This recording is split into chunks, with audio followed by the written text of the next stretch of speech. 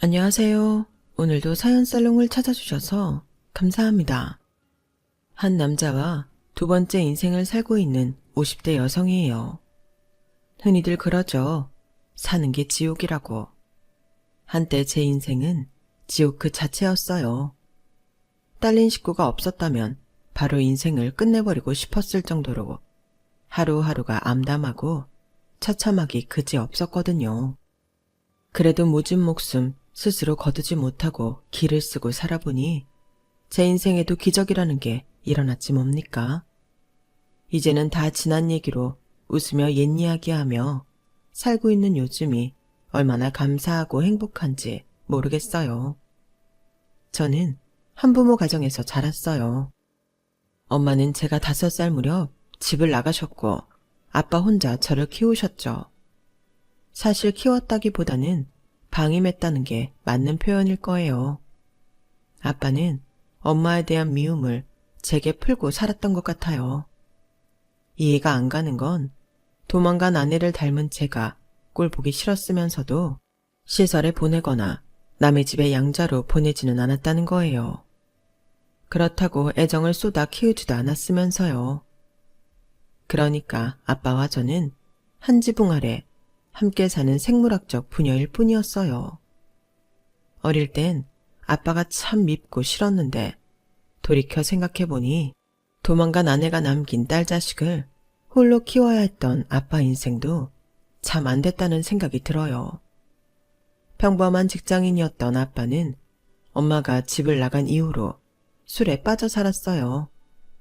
그러다 보니 직장에서도 잘리고 가진 돈도 금세 까먹고 말았죠. 남들은 집을 넓혀갈 때 우리 부녀는 좀 더 싸고 좀 더 허름한 집으로 이사를 다녀야 했어요. 술에 안 취하고 멀쩡한 날에만 막노동을 했던 아빠의 벌이로는 두 식구 입에 풀칠하는 것도 힘들었거든요. 명절이면 부모들이 아이들 새 옷을 사입히잖아요. 그런데 저는 그런 건 꿈도 못 꾸고 살았어요. 복지사들이 가져다주는 헌옷도 감지덕지였으니까요. 언제 누가 입다 버린 옷인지 모를 그 옷들로 더위와 추위를 버티고 동사무소에서 받은 정부미와 동네 아주머니들이 가끔씩 가져다주는 김장김치, 고추장, 된장으로 끼니를 때우곤 했어요. 그나마도 제가 어렸을 때는 밥도 할 줄 모르고 석유 곤로를 켤 줄도 몰라서 아빠가 없으면 하루 종일 굶고 있어야 했죠. 국민학교에 들어가서도 그건 마찬가지였어요. 점심시간이 되면 각종 반찬 냄새로 가득한 교실에서 저는 배고픔을 감추고 꿋꿋하게 그 시간을 버텨내야 했어요. 하루는 같은 반 남자애가 저한테 그러더라고요. 김미정, 너 왜 도시락 안 싸와?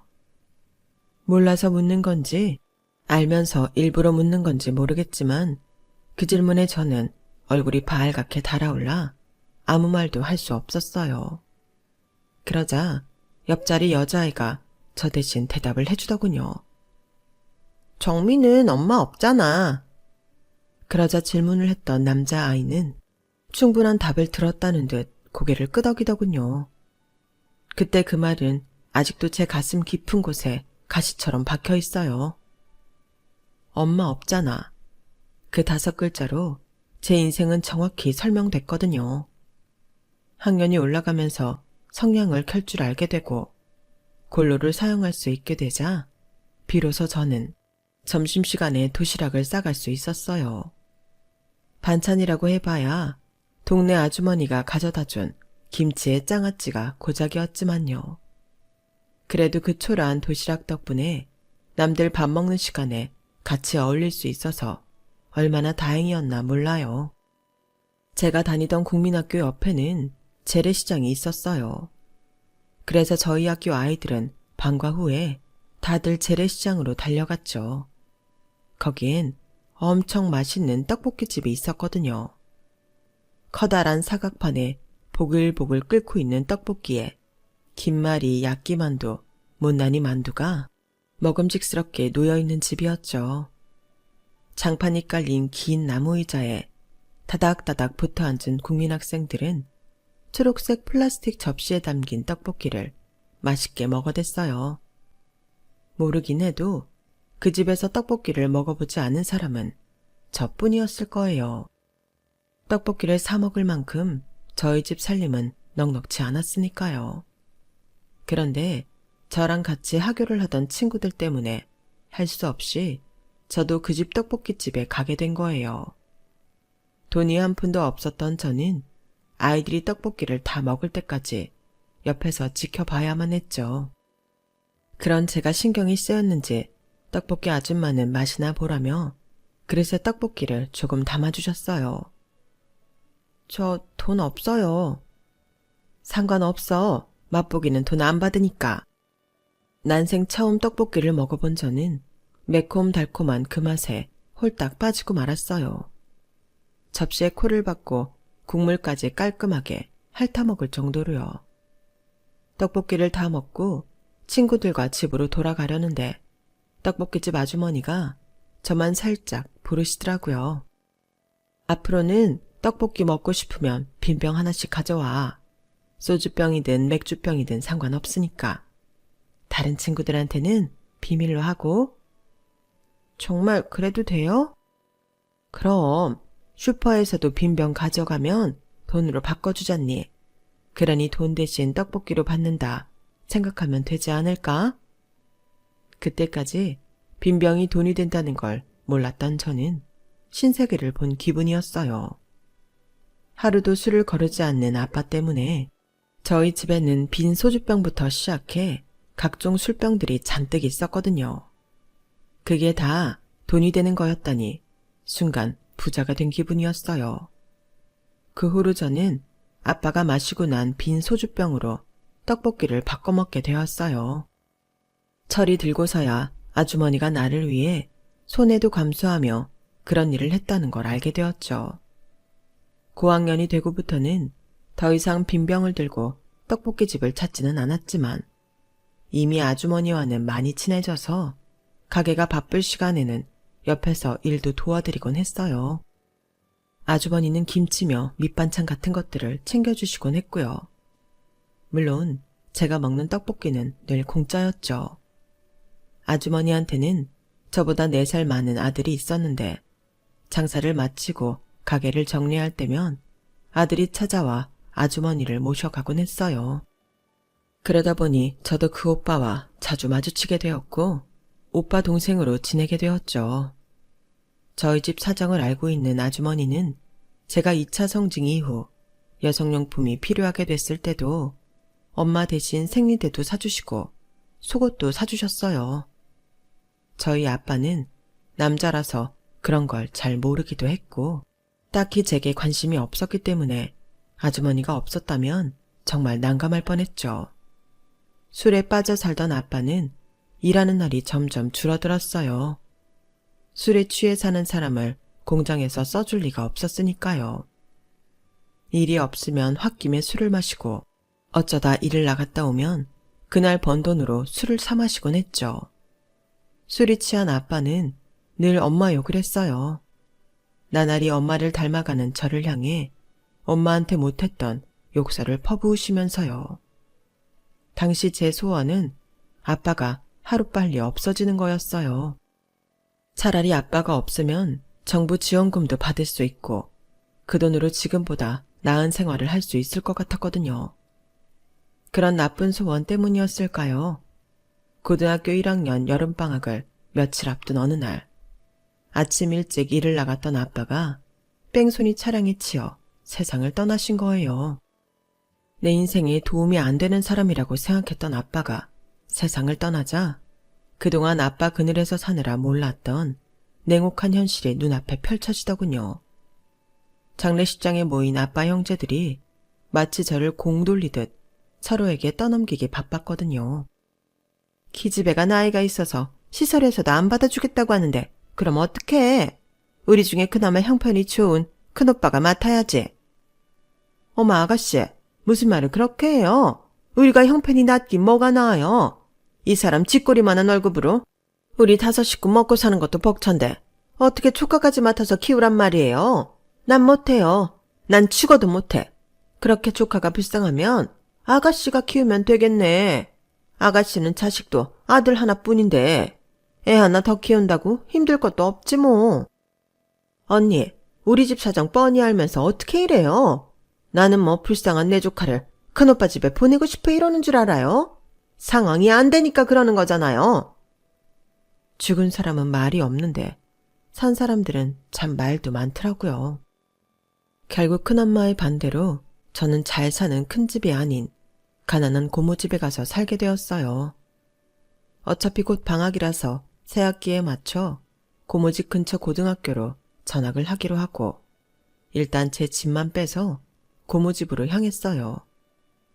아빠랑 살던 집은 새로 세입자가 들 때까지 잠시 비워두기로 했고요. 고모 집은 아빠랑 제가 살던 집보다는 컸지만 살림이 그리 넉넉한 집은 아니었어요. LPG 가스 배달을 하는 고모부와 식당 일을 하는 고모는 하루 종일 집을 비웠고 집에는 저와 1살 위 사촌 오빠 뿐이었어요. 사촌 오빠는 소위 말하는 날라리로 고1 때 학교에서 퇴학을 당하고 집에서 놀고 있는 상황이었죠. 고모부랑 고모부가 일을 나가시면 사촌 오빠 친구들이 집에 놀러 오곤 했는데 하나같이 질이 나쁜 사람들 뿐이었어요.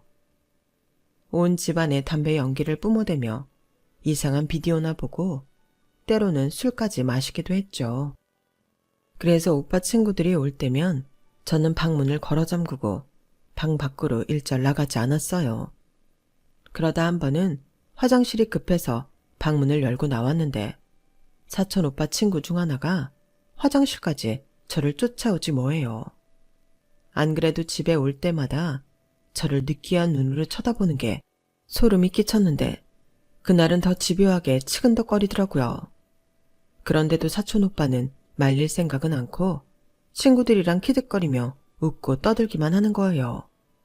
그러면서 한다는 소리가 미정아, 수창이가 너 마음에 든다는데 이참에 사귀지 그러냐? 보아하니 사촌 오빠는 저한테 치근덕거리는 놈한테 찍소리도 못하는 꼬분 같더라고요. 말이 친구지 라면 심부름이며 담배 심부름까지 죄다 하는 걸 보니 말이에요. 내가 미쳤어? 이딴 날라리랑 사귀게? 툭하면 남의 집에 와서 술 마시고 담배나 피우는 인간이 뭐가 좋다고. 오빠도 정신 차려. 이런 게 무슨 친구야? 이 사람들은 오빠가 만만해서 부려먹으려는 것 뿐이란 걸 모르겠어? 오빠를 친구라고 생각도 않는다고. 그러자 킬킬거리고 있던 사촌 오빠가 벌떡 일어나 제 머리채를 잡았어요. 이게 죽으려고?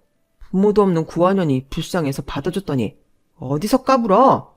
네가 맞아 봐야 정신을 차리지. 사촌 오빠는 있는 힘껏 저를 밀쳤어요. 그런데 하필 떠밀려 넘어지던 제가 TV 선반 모서리에 머리가 찍히고 만 거예요. 그 바람에 바닥엔 붉은 피가 뚝뚝 떨어졌죠. 그걸 본 사촌 오빠와 친구들은 겁을 먹고는 서둘러 집 밖으로 도망을 쳤어요. 저는 정신이 혼미해진 상태에서 119에 전화를 걸었고 잠시 뒤 구급대원들에 의해 병원으로 이송이 됐어요. 뒤늦게 연락을 받고 달려온 고모는 제 상태 확인도 하기 전에 소리 죽여 이 말부터 하더군요. 네가 혼자 넘어지다 다친 거야. 알았지? 우리 민석이는 아무 상관없는 거라고. 경찰이 물으면 꼭 그렇게 대답해야 돼. 자기 아들이 밀어서 제 머리가 깨졌는데도 고모는 아들 걱정뿐이었어요. 그제야 실감이 나더라고요. 내가 부모 없는 고아라는 게요. 결국 그날 일은 제 실수에 의한 사고로 마무리 지어졌어요. 응급처치를 받고 고모와 함께 집으로 돌아오는데 고모가 그러더라고요. 날 미워해도 할 수 없어. 팔은 안으로 굽는다고. 조커보다는 내 새끼가 먼저니까. 너도 나중에 애 낳아보면 알 거다. 고모와 함께 집에 돌아온 저는 다음날 아침 일찍 식구들 모르게 짐을 챙겨 아빠랑 살던 동네로 왔어요. 하지만 집 열쇠를 고모가 가지고 있다는 걸 깜빡해서 난감하게 됐지 뭐예요. 집에도 못 들어가니 막상 갈 곳이 없어서 주변을 서성이다가 재래시장으로 향했어요. 영업시간 전이라서 시장 안은 캄캄했어요. 물건을 드리고 있는 생선가게랑 채소가게만 불이 켜져 있더라고요. 떡볶이 아줌마 가게는 불이 꺼져 있었죠. 장사를 하기엔 아직 이른 시간이었으니까요. 딱히 갈 곳이 없었기에 아줌마 가게 의자에 걸터 앉아 잠시 잠이 들었는데 누군가 제 어깨를 흔들더라고요. 떡볶이 아줌마였어요. 아줌마를 보자 참았던 눈물이 터져나와서 아이처럼 엉엉 울어댔죠. 한참을 울고 난 후에야 그동안 있었던 일들을 털어놓을 수 있었고 제 얘기를 들은 아줌마는 얼굴을 울그락불그락거리며 화를 내셨어요. 뭐 이런 인간들이 다 있어. 아무리 지 자식이 중해도 그렇지. 사람을 이 꼴로 만들어 놓고는 사과도 안 해? 내 자식이라고 무조건 감싸는 게 능사가 아니야. 부모가 그따위로 구니까 자식 새끼가 그 모양이지. 잘 왔다. 잘 왔어. 그딴 집구석에 있을 필요 없어. 아줌마랑 우리 집에 가자. 아주머니는 제 짐가방을 손수 들고는 저를 끌고 집으로 가셨어요. 방도 2개뿐이고 살림도 그리 넉넉하지 않았지만 아줌마 성격답게 깔끔하고 아기자기한 집이었어요. 친척들도 저를 안 맞겠다고 싸우는 판에 피 한 방울 안 섞인 아줌마가 저보고 같이 살자고 하니까 놀라운 마음에 따라오기는 했지만 내가 이 집에 있어도 되는지 잘 모르겠더라고요. 그래서 짐도 못 풀고 망설이고 있었더니 아줌마가 그러시는 거예요. 아줌마는 어릴 때 전쟁으로 부모님을 잃었어. 까딱하면 길바닥에서 굶어 죽을 뻔했는데 그때 인심 좋은 노부부 덕분에 지금까지 이렇게 살 수 있었지. 난 그때 헐벗고 굶주린 내 배를 채워주고 학교까지 보내주신 그분들한테 입은 은혜를 갚는 것뿐이야. 그러니까 나한테 미안해하지 말고 너도 나중에 네 도움이 필요한 사람한테 대신 은혜를 갚도록 해. 그럼 되는 거야. 당시만 해도 그런 날이 올까 의구심이 들었지만 사람 일은 모르는 거더라고요. 아무튼 고모집으로 돌아가는 건 죽기보다 싫었기 때문에 염치불구하고 아주머니 집에서 살기로 했어요. 얼마 뒤 아빠랑 살던 월세집 주인이 방이 나갔다며 보증금을 돌려주셔서 얼마 안 되는 돈이지만 챙길 수 있었어요. 그 돈을 아주머니께 드리겠다고 했더니 한사코 거절을 하시더라고요. 살면서 돈 쓸 일이 한둘이겠냐며 그 돈만큼은 눈치 보지 말고 필요할 때 쓰라고 하셨죠. 아주머니 집에 살면서 난생 처음 사람답게 살 수 있었어요. 집밥이 정서적 허기까지 채워준다는 것도 그때 알게 되었죠. 아주머니랑 오빠랑 가족처럼 살았던 저는 성인이 되고도 그 집에서 쭉 함께 살게 됐어요. 어쩌다 보니 오빠랑 눈이 맞아서 결혼까지 하게 되었거든요. 처음엔 아주머니께서 반대하시지 않을까 걱정이 컸어요. 불쌍해서 딸처럼 데리고 살아주는 것과 며느리로 받아들이는 건 다른 거니까요. 그래서 어떻게 말씀드려야 하나 고민이 많았는데 아주머니께서 먼저 말을 꺼내주시더라고요. 니들 사귄 지도 꽤 되지 않았니? 슬슬 결혼 생각도 해야 하지 않아? 어지간하면 너희가 말 꺼낼 때까지 모른 척하고 기다리려고 했는데 아무리 기다려도 소식이 있어야지. 설마 연애만 하다가 결혼은 딴 사람이랑 할 생각인 거니? 아니에요. 전 오빠 말고 다른 사람이랑 결혼할 생각 없어요. 그보다 며느리로 저 괜찮으세요? 안 괜찮으면 결혼 안 하려고? 그리고 네가 어때서? 내가 너랑 알고 지낸 세월이 얼만데 널 모르겠니? 착하고 생활력도 강하고 무엇보다 나랑 잘 통하잖니? 네가 내 며느리가 되어준다면 나야 더 바랄 게 없지. 지금까지 살아온 것처럼 우리 앞으로도 그렇게 살자. 시어머니고 며느리고 그런 거 말고 그냥 엄마랑 딸처럼 살자고. 이런 날이 오려고 너랑 내가 만나게 됐던 게 아닌가 싶다. 학교 앞 떡볶이집 아줌마로 만나서 시어머니가 된 저희 어머님은 세상을 떠나시는 그날까지도 제 엄마셨어요. 얼굴도 기억이 안 나는 친모한테 받을 수 없었던 모정을 제게 주신 분이니까요. 어머님이 돌아가신 이후 어머님의 떡볶이 가게를 어떻게 할까 고민을 했는데 고등학교에 다니던 아들 녀석이 그러는 거예요. 할머니 떡볶이집이 사라지면 슬플 것 같아. 나도 그렇고 내 친구들도 할머니 떡볶이 먹고 자랐잖아. 그냥 엄마가 떡볶이집 하면 안 돼? 할머니 옆에서 엄마도 오래 일했으니까 할머니 손맛 그대로 할 수 있잖아. 딱히 어머님한테 떡볶이 레시피를 배웠던 건 아니었지만 직장을 다니면서 틈틈이 어머님 가게 일을 도왔기 때문에 못할 것도 없다 싶었어요. 나이 때문에 직장에서 눈치도 많이 받고 있는 상황이라 우리 아들 말에 마음이 동한 것도 있고요. 남편도 제가 원한다면 해보라고 해서 큰맘 먹고 어머님 가게를 잇기로 했죠. 가게를 찾는 손님들마다 할머니는 어디 가셨냐고 묻는 바람에 한동안은 어머님의 부고를 전하느라 바빴어요. 어머님이 안 계시니 단골 손님들이 떨어져 나갈까 걱정했는데 다행히 손맛이 비슷해서 그랬는지 찾는 분들은 계속 찾아주시더라고요. 어머님이 하실 때는 연세가 있으셔서 영업시간이 짧았는데 제가 맡고부터는 영업시간도 길어져서 매상도 확실히 많이 늘기도 했고요. 직장을 다닐 때보다 수입도 늘고 남 눈치 안 보고 돈 벌 수 있으니 떡볶이집을 하길 잘했다는 생각이 들더군요. 비록 어머님은 세상을 떠나셨지만 하루하루 어머님 손때가 묻은 가게에서 어머님 손맛에 길들여진 손님들을 만나는 것도 꽤 의미 있는 시간이었어요. 그렇게 몇 년을 장사하는 재미에 빠져 살았는데 생각지 못한 시련이 찾아왔지 뭐예요. 평소처럼 출근을 했던 남편이 회사에서 쓰러졌다는 연락이 온 거예요. 전화를 받고 병원에 달려가 봤더니 의식도 없이 중환자실에 들어가 있더라고요. 환자실은 마음대로 면회도 안 돼서 면회 시간이 되고서야 남편을 볼 수 있었어요. 병명은 뇌출혈이었어요. 회사 화장실에 쓰러져 있는 걸 부하 직원이 발견하곤 곧바로 병원으로 실려오긴 했는데 며칠이 지나도록 의식을 차리지 못하는 거예요. 의사 말로는 경막하 출혈이라서 뇌압이 내려가면 깨어날 수 있을 거라고는 했지만 눈조차 못 뜬 채 누워있는 남편을 보니 1분 1초마다 피가 마르는 기분이었어요. 거기다 남편 회사에서는 어떻게든 책임을 면하려고 집요하게 모든 걸 제 남편 탓으로 돌리려고 하더군요.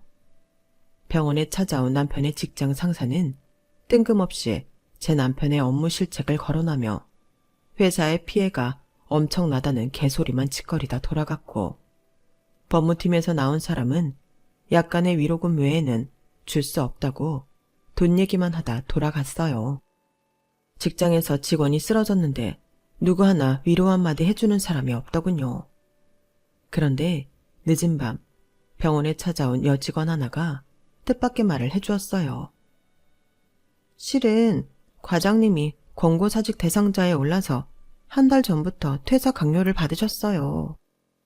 책상도 아예 빼버리고 업무에서도 배제된 상태였는데 아마 그 일 때문에 많이 힘드셨을 거예요.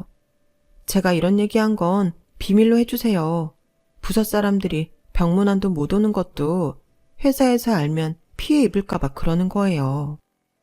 입사할 때부터 과장님께는 도움도 많이 받았던 터라 모른 척 할 수 없어서 오긴 했지만 실은 저도 좀 겁이 나긴 해요. 그제야 회사 측이 왜 그렇게 차갑게 나왔는지 알 것 같았어요. 단순한 병문안이 아니라 자신들이 저지른 짓을 덮으려고 미리 선수를 쳤던 거예요.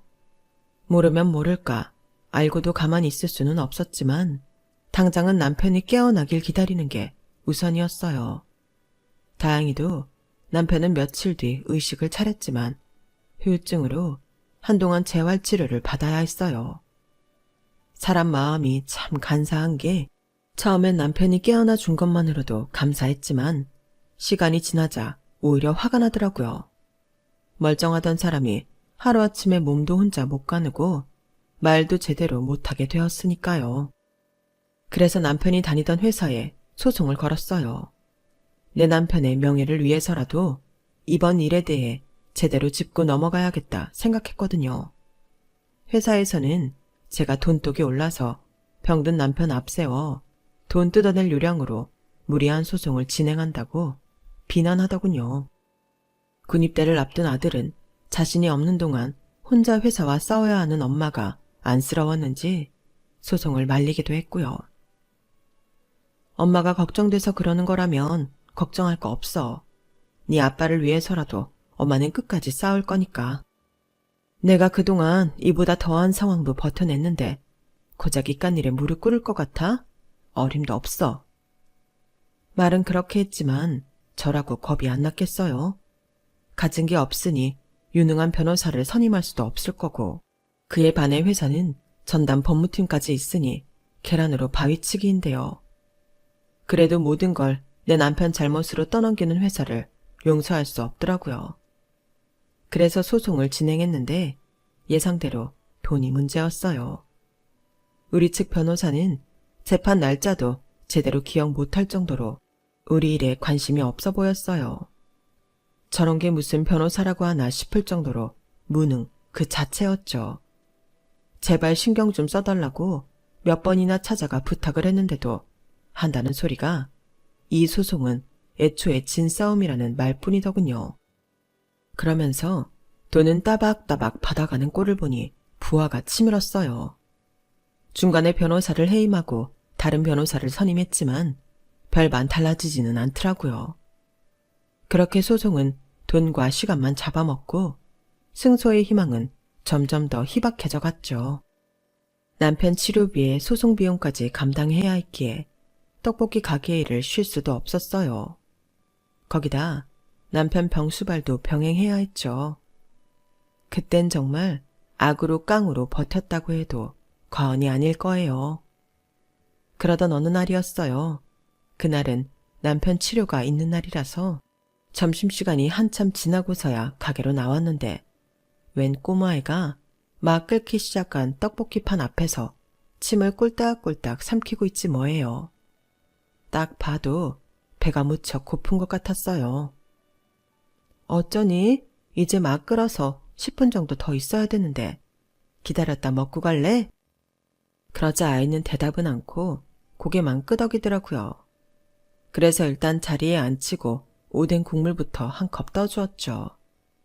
아이는 제가 건넨 오뎅 국물을 후후 불어가며 맛있게 먹더군요. 드디어 떡볶이가 다 됐길래 튀김도 섞어주려냐고 물었더니 손가락으로 야끼만두를 가리키더라고요. 오래 기다렸으니까 아줌마가 계란은 서비스로 줄게. 떡볶이 접시를 아이 앞에 놓아주었더니 허겁지겁 떡볶이를 먹기 시작하더라고요. 제 입에 조금 매웠는지 연신 오뎅 국물을 홀짝이면서요. 한동안 정신없이 떡볶이를 입에 넣던 아이는 접시에 담긴 국물까지 싹 마시고는 접시를 내려놓았어요. 그런데 떡볶이를 다 먹고도 돈 낼 생각은 않고 제 눈치만 살피지 뭐예요. 그제야 아이가 입고 있는 옷차림이며 행색이 눈에 들어왔어요.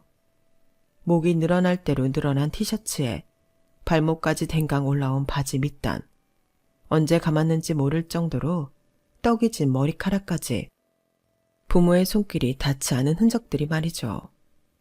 순간 어린 시절 제 모습이 떠올랐어요. 술에 취해 딸 자식 끼니도 챙겨주지 않았던 아빠와 함께 살던 그 시절의 제 모습이요. 불현듯 돌아가신 시어머니가 했던 말이 떠오르더라고요. 언제가 도움이 필요한 사람을 만나게 되거든 내가 받은 은혜를 그 사람한테 베풀려고 했던 그 말이요. 그런 날이 오지 않을 거라고 생각했는데 정말 그 순간이 찾아온 거였죠. 저는 아이가 상처받지 않게 하려고 일부러 거짓말을 했어요. 떡볶이 값은 안 내도 돼. 아줌마는 첫 손님한테는 돈을 받지 않거든. 네가 오늘 우리 가게 첫 손님이었어. 운이 좋았다 얘. 앞으로도 떡볶이 먹고 싶으면 언제든지 와. 넌 첫 손님이니까 매일매일 공짜야. 그러자 아이가 눈을 동그랗게 뜨고는 정말이냐고 되물었어요.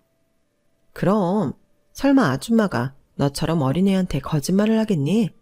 아줌마는 약속은 꼭 지키는 사람이니까 한번 믿어봐. 아이는 잔뜩 상기된 표정으로 인사를 하고는 돌아갔어요. 그리고는 다음 날도 그 다음 날도 매일 비슷한 시간에 가게로 찾아와 떡볶이를 먹고 갔죠. 그런데 아이를 볼 때마다 그런 생각이 들더라고요.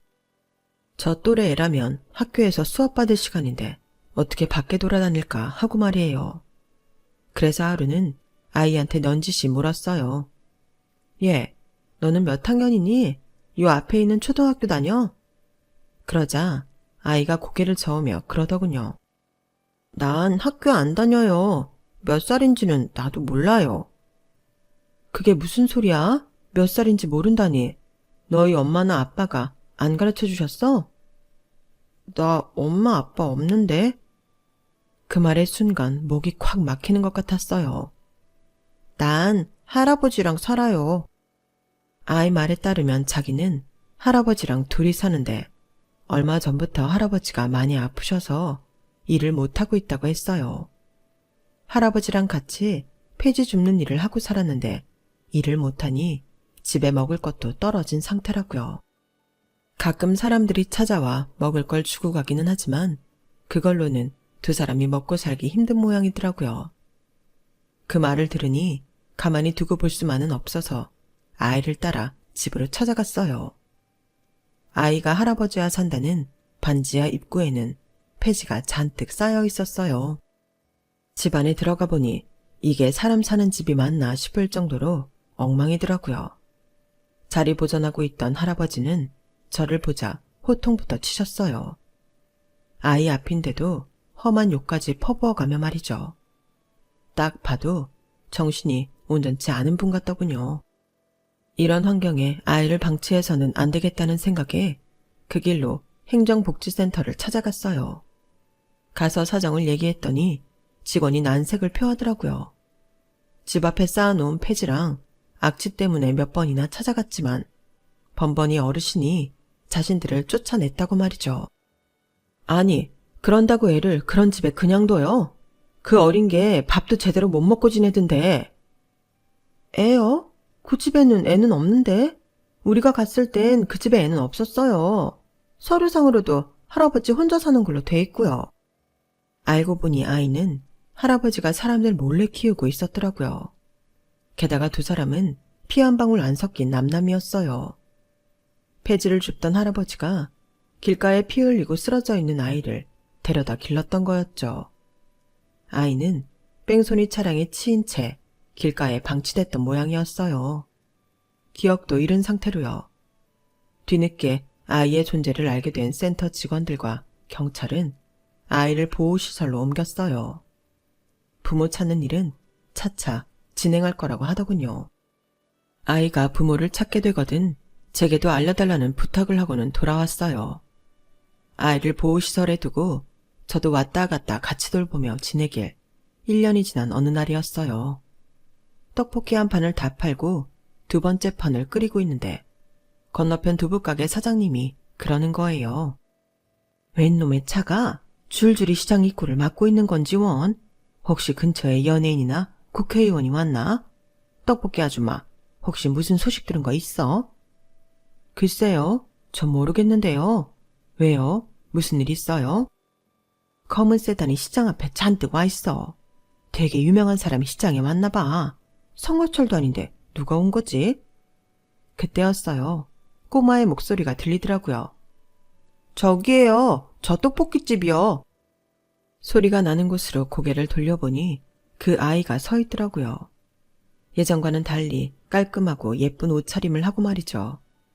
아이 뒤로는 명품으로 쫙 빼입은 남녀가 걸어오고 있었어요. 저희 가게로 달려온 아이는 환하게 웃으며 아줌마, 나 엄마 아빠 찾았어요. 예전 기억도 많이 돌아왔고요. 어깨를 으쓱거리며 신나서 어쩔 줄 모르는 아이를 보니 제가 다 기쁘더군요. 아이 부모는 자기 애를 돌봐줘서 고맙다고 인사를 했어요. 애 엄마는 눈물을 글썽이며 말했죠. 아주머니 아니었으면 우리 애 영영 못 찾았을 거예요. 아주머니가 우리 가족을 살리셨어요. 제가 뭘 한 게 있나요? 고작해야 떡볶이 몇 그릇 먹인 것 뿐인데 같이 자식 키우고 사는 처지니 그냥 모른 척할 수 없었던 것 뿐이에요. 지금이라도 부모를 찾을 수 있어서 제가 더 기쁘네요. 아이 아빠는 혹시 필요한 게 있으면 말해달라고 하더군요. 아이를 키워준 할아버지도 자신들이 시설 좋은 요양원으로 보내드렸다고요. 원한다면 번듯한 가게 하나 차려드려도 되겠냐고 하길래 염치불구하고 제가 바라는 걸 말했죠. 다른 건 필요 없고 혹시 유능한 변호사 좀 알고 계시면 소개 좀 해주세요. 그랬더니 애 아빠가 무슨 일 때문에 그러냐고 묻더라고요. 그래서 저희 집 사정을 얘기했죠. 그러자 잠깐 전화 좀 하고 오겠다고 시장 밖으로 나가더니 잠시 뒤 돌아와 그러는 거예요. 오늘 중으로 변호사가 여기로 찾아올 겁니다. 유능한 분이니 소송 진행 잘해드릴 거예요. 대략적인 상황을 얘기했더니 승소할 자신이 있다고 그러네요. 그러니 걱정 안 하셔도 될 겁니다. 아직 재판 결과가 나온 건 아니었지만 그 말을 들으니 막혔던 속이 뚫리는 기분이었어요. 아이 아빠가 소개해준 변호사는 그동안 만나봤던 변호사들과는 차원이 다를 정도로 유능한 분이었어요. 덕분에 우리는 승소를 할 수 있었고 회사로부터 상당한 위자료를 받을 수 있었죠. 아이 아빠는 자신이 변호사 비용을 대주려고 했는데 저희가 승소하는 바람에 상대 측에서 그 돈을 물게 됐으니 다른 걸로 보상을 하겠다고 하더군요. 몇 번이나 사양을 했지만 기어이 가게자리를 얻어주었어요. 그렇게라도 해야 자신들이 마음 편히 살 수 있을 것 같다면서요. 그렇게 아이 부모가 얻어준 가게에서 장사를 하게 된 것도 벌써 10년이 다 됐네요. 그때 우리 가게에 찾아와 떡볶이를 얻어먹었던 아이는 현재 명문대생이 되었어요. 아직도 우리 가게에 찾아와 떡볶이를 먹고 갈 정도로 저희 집과는 가깝게 지내고 있죠. 아이 부모도 10년이 지난 지금까지도 명절 때마다 꼬박꼬박 선물을 보내주고 있고요. 짧은 인연이 이렇게 긴 시간 동안 이어지게 될 줄은 몰랐는데 말이죠. 아, 그리고 제 남편은 저와 함께 분식집 일을 하고 있어요. 오랜 재활치료를 이겨내고 5년 전부터는 거의 정상인에 가깝게 생활할 수 있게 되었거든요. 아들 녀석은 장가를 가서 아들, 딸 쌍둥이를 키우고 있는데 어찌나 자식 자랑을 하는지 팔불출이 따로 없어요. 오죽하면 며느리가 자기 남편이지만 가끔은 창피해 못 살겠다는 말까지 한다니까요. 사는 게 지옥 같았던 제 인생은 좋은 인연들로 인해 화사한 꽃밭처럼 변해버렸어요. 지금 이 순간 삶이 고달파서 주저앉으려는 분들이 계신다면 제 사연이 그분들께 희망이 될 수 있길 바랍니다. 지금까지 제 사연을 들어주셔서 감사합니다. 건강하세요. 여러분, 사연 댓글에 응원과 현명한 조언 부탁드려요. 좋아요와 구독은 저에게 큰 힘이 됩니다. 오늘도 좋은 일 가득하세요.